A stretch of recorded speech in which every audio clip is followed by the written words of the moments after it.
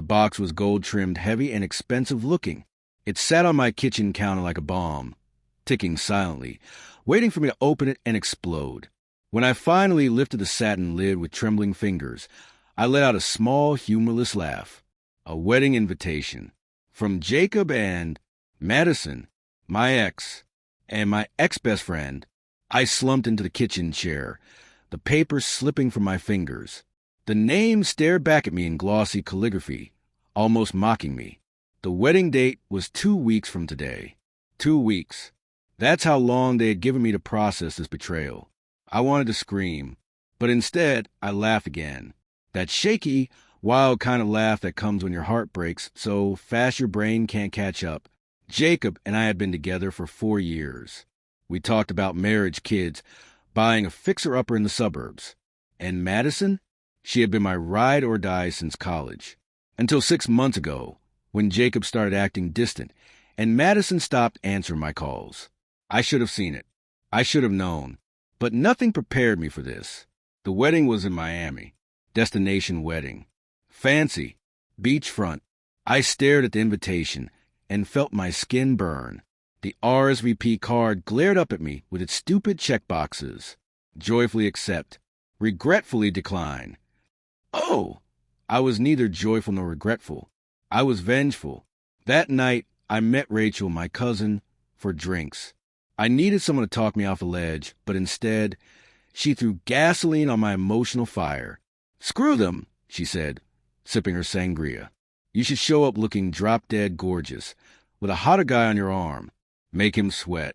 Make her insecure." "I don't have a hotter guy," I groaned, "and I sure as hell can't conjure one in 2 weeks." She leaned back, eyes glinting.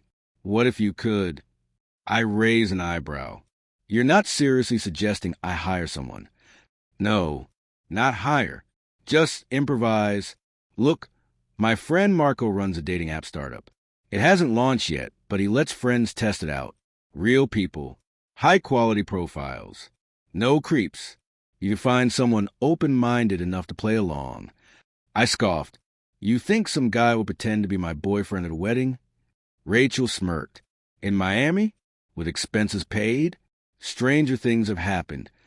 That's how I met Luca. His profile picture was almost too good to be true. Tall, olive skin, soft dark eyes. The kind of jawline that belongs on a romance novel cover. But his bio won me over. I like old bookstores, strong coffee, and people who ask questions. I messaged him on a whim, fully expecting nothing. But within 5 minutes, he replied, "Hi, Luca. This might be the weirdest message you get, but hear me out." He replied, "Try me." Then I continued, "I just got an invite to my ex-boyfriend and ex-best friend's wedding. I want to go with someone, a fake boyfriend, specifically. No strings, just a weekend." Luca dumbfounded. "I'm listening. All expenses paid. First-class flight. Private suite. Fancy food. Awkward drama guaranteed." Luca gave it immediately. "I have 3 suits and a deep appreciation for chaos. When do we leave?" I stared at his reply, my heart thudding. Was I really doing this? Yes, I was. 2 days later, I met him at JFK. He was even better looking in person. Casual but polished. He wore a navy polo shirt and slacks. And when he smiled at me across the terminal, it wasn't the smirk of a guy with an agenda. It was genuine, soft, curious. "So," he said, shaking my hand, "are we madly in love or just casually toxic?" I laughed. "Let's go for believable but mysterious." Works for me. During the flight, we crafted a backstory, met at a bookstore. Clicked over a love of Salinger and sarcasm.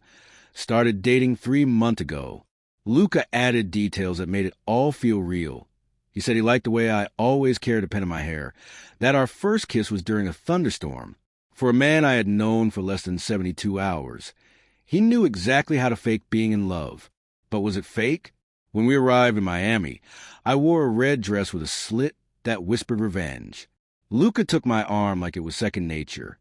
Heads turned as we entered the hotel ballroom for the welcome dinner. And there they were, Jacob and Madison. Madison froze mid-laugh when she saw me.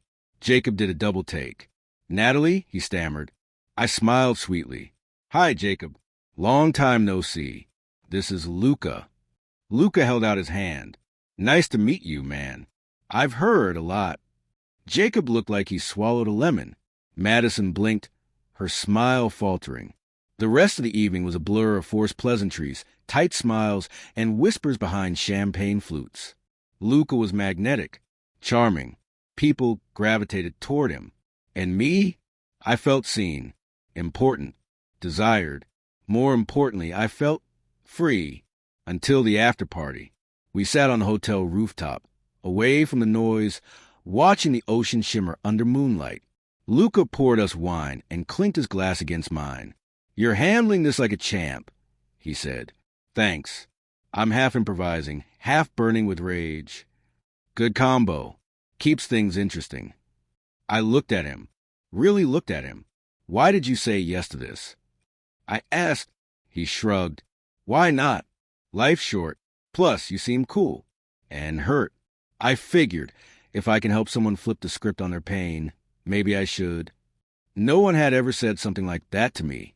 But before I could reply, my phone buzzed. A text from an unknown number. You should know who you're really sleeping next to. He's not who he says he is. My stomach dropped. I turned to Luca, suddenly uncertain. As a Miami wedding weekend spirals into a game of secrets and deception, Natalie must figure out if she's playing the game or being played herself. Subscribe now and stay tuned for the next episode. This is only the beginning. Who is this man I brought to crash my ex's wedding?